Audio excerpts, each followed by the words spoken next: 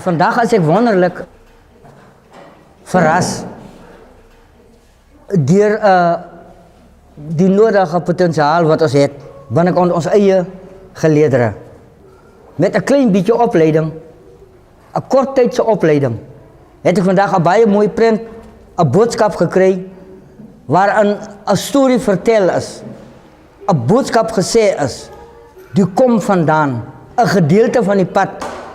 En alles is voor mij zo mooi ineengepakt.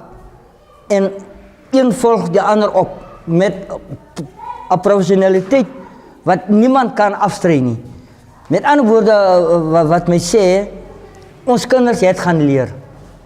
Hij is ingegaan om iets voor ons te brengen, wat hij aan ons kan bedienen. Dus is mijn hartbegeerte, dat die werk niet moet hier stoppen, maar dat het in die gemeenschap meer gedeeld wordt. Dat meer als een van diezelfde sprekers en samenwerkers gekregen wordt. Zoals misschien zoals een Paulikier. Praat zoals een Sanne de Koker. Hoeveel broers en zusters leven nog van die Kortmans? Als de hele geschiedenis kan bijbrengen, kan dat een baie groot en een breed prentje geven. En een diepe achtergrond. Zoals wat die verschijning gekomen van opa rechtopstaan. Kan ook die boodschap komen van Galakap en Ubisip. En die impact van die boodschap heeft mij vandaag gezegd, ons kinderen het geleerd. Als ons gemeenschapsraden en raadsleden naar die film kijkt, zal hulle weet, hulle het ons kinders nodig. En die kinders, die mooiste boodschap is voor mij, ons is niet hier om dingen te doen nie. Ons is hier om ons mensen help opleiden. Die wat wil bijkomen, moet bijkomen.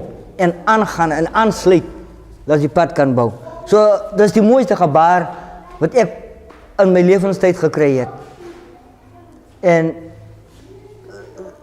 voor mij is dat een onvergetelijke oomblik. En wat zo mooi is, dat toen ik die boodschap lees en zie, toen kan die camera weer zijn story optellen. Om te luisteren naar die woorden van die mensen wat gekeken hebben naar die boodschap. Zo kinders, die boodschap van mij is, moet niet hier stoppen nie.